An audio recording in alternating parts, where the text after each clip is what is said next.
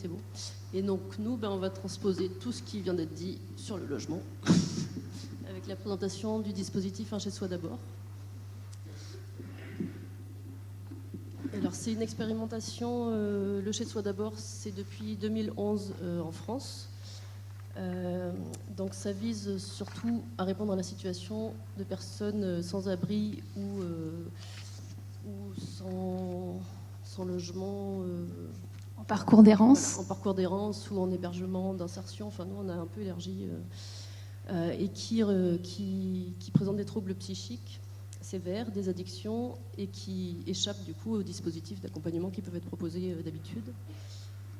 Ça propose un accès à un logement ordinaire directement, de la rue au logement, sans passer par différents paliers, comme on peut le voir. Oui, le chez soi d'abord, c'est vraiment différent des hébergements classiques où on est vraiment dans un parcours en escalier, où on peut passer de la rue à la stabilisation, au CHRS et arriver enfin au logement. Là, le logement n'est plus une récompense, mais en fait un prérequis qui va garantir une sécurité, une intimité et qui va permettre un parcours de reconstruction pour la personne.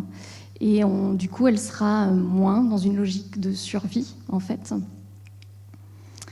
On sait aussi que ça fonctionne pour 85% des gens, c'est-à-dire qu'elles sont toujours dans leur logement au bout de 2 ans. On sait aussi que ça va réduire les séjours en prison, en hôpital psy, les retours à la rue. Et d'une manière générale, ça va améliorer leur état de santé. Et on sait aussi, ça c'est pour les financeurs, que ça réduit le coût à la place et que ça démontre toute son efficacité. Voilà. Le chez soi d'abord, du coup, ce dispositif, ça s'appuie sur 8 grands principes. Donc le logement comme un droit fondamental. Ce qu'on vient de dire. L'accès rapide à un logement ordinaire. Donc quand on rentre dans le dispositif... Quand on rentre dans un dispositif, on n'a pas très bien préparé. Quand on rentre dans un dispositif, quand la personne rentre dans le dispositif, on est censé lui proposer un logement au bout de 28 jours. C'est ça, 28 jours. Ça, c'est la théorie. Ensuite, c'est le... Ouais, juste, en Côte d'Armor, c'est compliqué, l'accès au logement. Donc, parfois, on a notre collègue Jérôme qui dit souvent on a le d'abord et on n'a pas le chez soi. Donc...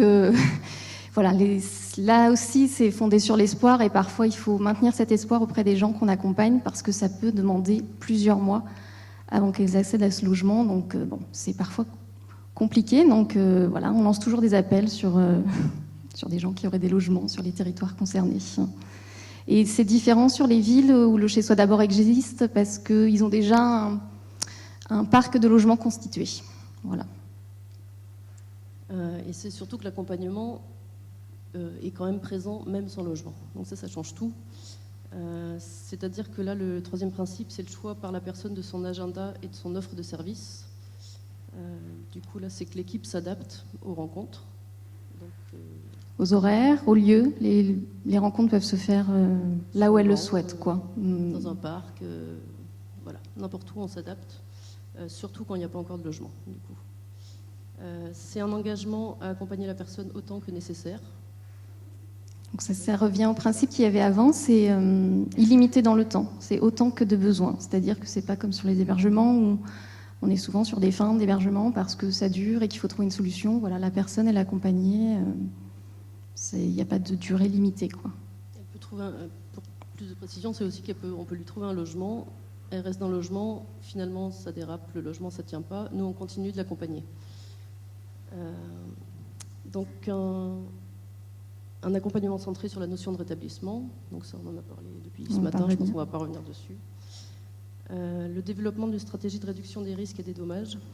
On peut accueillir effectivement des personnes qui ont des addictions, qui consomment des produits et quel que soit leur mode de consommation, là où elles en sont dans leurs addictions, on les accueillera et s'il y a des besoins, on les accompagnera vers la réduction des risques. C'est pas un frein à l'accès à un logement, au maintien sur le dispositif, il n'y a aucune obligation de quoi que ce soit. Un engagement soutenu mais non coercitif. Donc là, c'est un peu l'absence de contraintes, en fait, enfin voilà, soutenu dans le sens où ce qui est un peu sur lequel on ne peut pas faire l'impasse, c'est les rencontres et c'est le lien. Après, ce qu'elles souhaitent y faire en fonction de leur parcours, ça leur appartient. On part de leurs rêves aussi ou de leurs souhaits. Et ce ne sera pas l'équipe qui décidera. Enfin voilà, c'est la personne qui fait son parcours, quoi. Ça, on s'adapte. Et la séparation, comme on en parlait tout à l'heure, la séparation des services de logement et de traitement.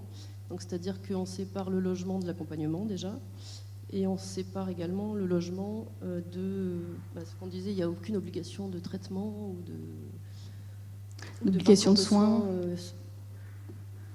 Enfin voilà, si elle est dans le soin, tant mieux, mais voilà, il n'y a pas d'obligation. Une personne qui aurait des soins et qui déciderait d'arrêter, ça remet en cause pas son statut de locataire, en fait.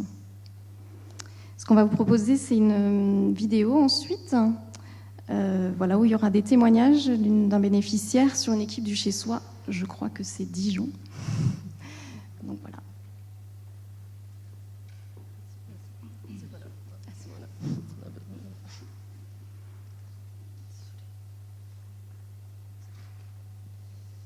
Nous, on va se présenter après, en fait, on ne s'est même pas présenté, mais c'est que nous, on est sur le chez-soi expérimental, puisque c'est un chez-soi rural. C'est-à-dire que le chez-soi en France existe dans les grandes villes, donc Lille, Marseille, Paris, Rennes, Brest. Et nous, on est sur 3 territoires, donc Lannion, Saint-Brieuc, Loudéac. Et on vous présentera un petit peu après l'équipe. Merci. J'ai des problèmes de santé avec la schizophrénie. Ma maladie ne permet pas de vivre avec ma famille et je dors souvent dehors, dans une voiture ou dans un champ. Je n'ai plus de logement depuis août 2008, donc c'est plus dur à vivre. Je voudrais me faire soigner pour le problème d'alcool. J'aimerais être aidé par le dispositif Un chez soi d'abord. Il y en a marre de vivre dehors. C'est dur la rue. Vous pouvez pas vous imaginer, mais passer une seule fois une nuit dehors pour comprendre ce que c'est. Ce que ça a changé, c'est que voilà, je me sens mieux, le moral il est 10 fois mieux. J'arrive à parler à plusieurs personnes à la fois, donc tout va bien. C'est vraiment ça qui fonde l'esprit du projet et la relation qu'on va instaurer avec la personne. C'est d'abord de le reconnaître comme citoyen et de restaurer ses droits avec le droit au logement qui est un droit fondamental.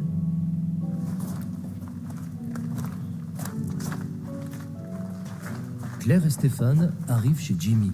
Chaque jour, 5 binômes comme le leur vont visiter les locataires. Bonjour. Jimmy. Pour Un chez soi d'abord, le logement va de pair avec l'accompagnement. Ce jour-là, il faut aider Jimmy sur un problème administratif. Il ne touche pas son RSA car celui-ci est versé sur un compte qui n'existe plus. Ce qui est monté au téléphone, ouais, on a bien versé sur le compte Crédit Mutuel, que j'ai pas de Crédit Mutuel. Vraiment lui dire que... Avoir son appartement, c'est une vie transformée, mais c'est aussi de nouvelles responsabilités que Jimmy découvre et auxquelles il n'était pas préparé. Après que j'ai fait 17 ans de rue, oui, c'est un peu dur. Ouais. Parce qu'avant, j'étais sous curatelle et puis c'est elle qui gérait, quoi. Donc, ça va. Mais là, c'est un peu plus compliqué vu que j'ai plus de curatelle. Donc, je vois ça avec eux, quoi. C'est vraiment un des piliers du dispositif qui est de créer de la continuité dans l'accompagnement, puisque souvent, les locataires, quand ils peuvent parler de leur parcours, ils vont parler d'énormément de ruptures, où ils ont fait une expérience de logement, ça se passe pas bien, il peut y avoir des incarcérations, il peut y avoir des hospitalisations, qui font qu'à un moment donné, le logement s'arrête. Nous, ça se passe pas bien, on va laisser passer du temps, on en parle ensemble, et puis on a cette force d'équipe. On peut commencer par demander quand même s'il y a un autre logement par la GLA à Chevigny. Là, pour moi, Brahim et Nicolas, il y a trop d'incertitudes. Brahim, on ne sait pas s'il va revenir et garder le logement. Et Nicolas, on ne sait pas s'il veut rester ou pas. Pour le moment, il faut faire sur ce qu'on est sûr. C'est que Nicolas, il reste à Chevigny. Et Brahim, on ne sait pas. Et il faut qu'on trouve quelque chose pour Mickaël. Le briefing du matin, c'est le centre névralgique d'Un chez soi d'abord. On y met tout en commun. On rapporte les visites de la veille, les petits incidents et les signes encourageants, les coups de fil des locataires et leurs besoins. Ça pour lui, ça n'a pas trop de sens d'engager un suivi avec le CCAS. Donc pour l'instant, on va rester référent sur la question du RSA. La palette des sujets est immense, depuis la santé jusqu'à un achat de meubles, en passant par une formalité administrative ou un souci de voisinage. En fin de réunion, les membres de l'équipe constituent les binômes du jour. Grâce à ce roulement, les locataires disposent de multiples interlocuteurs, avec chacun sa personnalité et ses compétences. Agnès et Isabelle accompagnent Philippe. Après 10 ans de rue, il vient d'intégrer le dispositif. Dans quelques jours, il sera à son tour un locataire.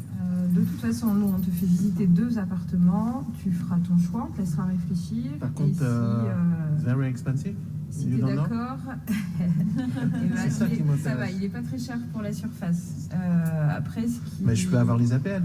Tu vas avoir les APL, on fera le dossier ensemble. Ok. Et puis tu auras, alors là c'est sur la partie charge où c'est un petit peu élevé, mais le chauffage j'ai compris. Ah bah dans ça la va. partie charge. Alors, Ça c'est la prise pour la machine à laver, c'est excellent ce que je voulais. Ah ouais, excellent. tu as un budget qui est de 1 000 € qui te permettra du coup de faire les premiers achats. C'est bien cet appartement. Après, ma cuisine, Ok. ma chambre. On visite le deuxième ? Allez, c'est parti.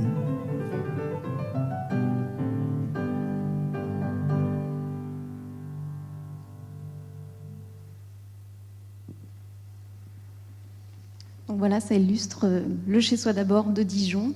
Donc il existe le Chez Soi d'abord, comme disait Fabienne, depuis 2011 sur des grandes métropoles. Il vient de se créer à Rennes, ça arrive tout juste en Bretagne. Et nous, l'idée en Côte d'Armor, c'est de montrer que c'est possible.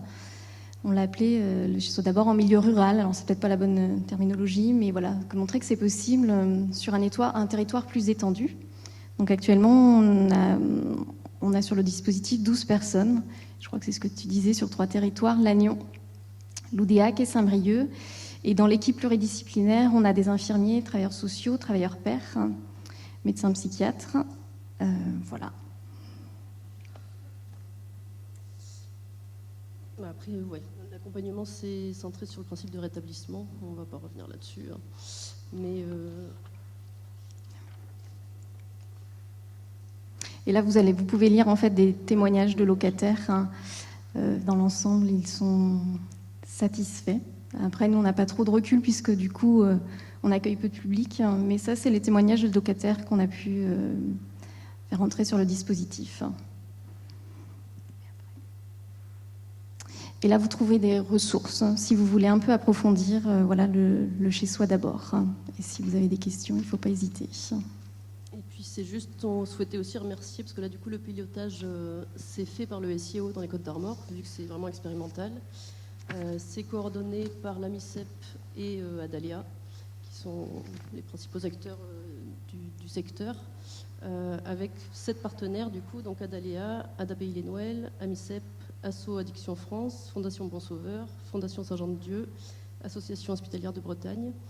Il y a également la Fondation Abbé Pierre qui met à disposition 1 000 € pour les personnes quand elles accèdent à un logement. Donc elles ont 1 000 € pour se meubler. Donc ça c'est super pour les personnes. Il y a l'ARS évidemment et c'est dans le cadre de la stratégie nationale de lutte contre la pauvreté. Et je ne sais pas si on a un petit temps pour les questions ou après. Merci.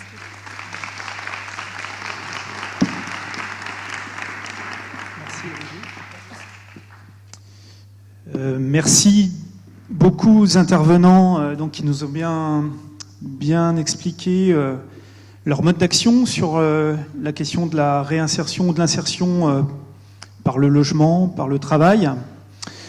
Effectivement, si vous avez des questions, pensez dès à présent à les noter, soit sur post-it si vous souhaitez passer par post-it, ou soit les noter aussi pour pouvoir les repérer et les poser tout à l'heure. Voilà. Alors,